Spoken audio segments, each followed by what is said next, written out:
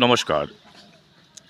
আজকে বিশ্বের মহান নেতা নেতাজি সুভাষচন্দ্র বসুর জন্মদিবস।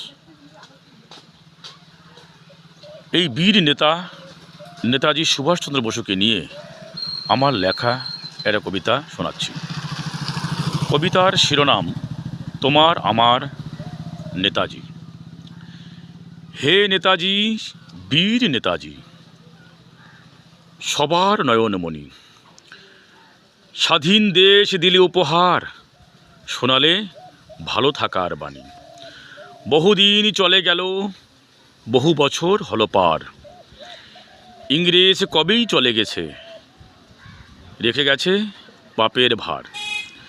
এখনো অন্যায় মাথাচাড়া দেয়, গরিবকে মারে ভাতে, অন্যায়কারীরা অবাধে ঘোরে, অদৃশ্য শক্তি ওদের হাতে। হে নেতাজি, বীর নেতাজি, ফিরে এসো মাতৃভূমি ভারত মাতার কোলে, দেখে যাও গরিব দুঃখী অসহায়, কাঁদছে দিবানিশি, ভাসছে চোখের জলে।